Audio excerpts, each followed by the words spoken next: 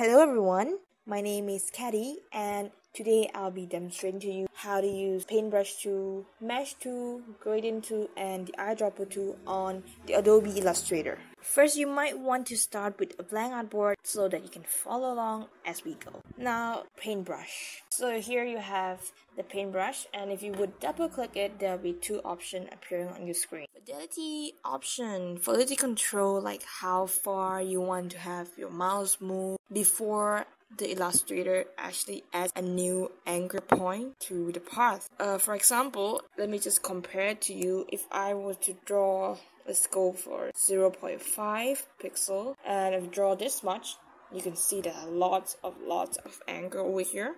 And let's go to the 20 pixels. Let's draw that right next to it, and you can see the 20 pixels actually have less angle than the 0.5 pixel. So actually, it's making the path smoother and less complex compared to the one on the 0.5 pixel. Under the smoothness is actually controlling how smooth your path will be. And so if you can see, if I was to draw a zigzag on this one with 0 smoothness and a zigzag on this one with 100 smoothness, the 100% one will be smoother than the 0%. Below those, you can see there's a checklist, and if I were to deselect one of these, fill new brush stroke, it's not going to apply the fill to the path. But if I can deselect, keep select, it's going to determine whether it is Illustrator. Select after you draw it, and the edit selected part just allows you to draw over the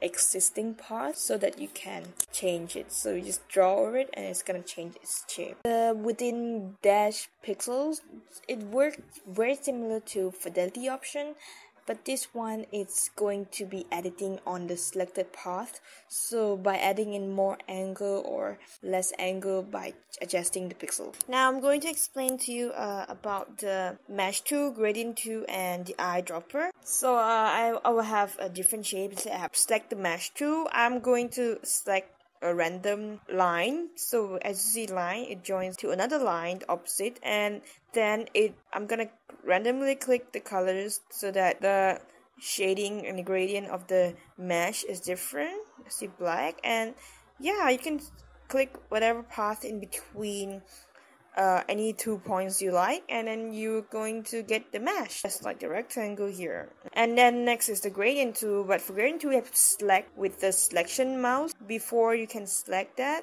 Yeah, then you have to select with the gradient tool, which is there. And yeah, you can see that the gradient I can select different color by double click on the color patch, and on top I can change where the points of the percentage of where they should divide. Just do purple, that you have the gradient of it. Over here you have the gradient option, which you can drag it out. Which is why the Illustrator is a useful program, because you can drag the gradient option out. And if you can't find, you can go to window and you can find under the gradient option over there. Yeah. So under the gradient, if you have the gradient option, you can drag the gradient onto the path and then adjust the path to color, and then you have the gradient slider, and you can add your color by clicking below the bar, and then you have the diamond shape on top to adjust the percentage on the location of your color, the color in your gradient.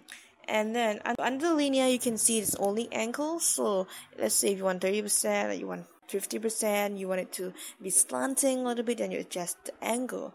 And if you want the radial, you have the angle and the aspect ratio of the angle. So if you want your angle to be a little bit, to the side or slimmer, then you can do that by adjusting the aspect ratio. Alright, let's get on with the eyedropper. Eyedropper works really simple. Simply means you drop the color on the part that you are selecting. So first you select the path, and then you click on the eyedropper tool, and then you select any color you like. If I select at the one that I make a mesh tool on, there will be a color there, and according to gradient, which is pretty cool. So all of that in 5 minutes. I hope you enjoy it, and don't worry if you're going to make a mistake doing, because you get better every time.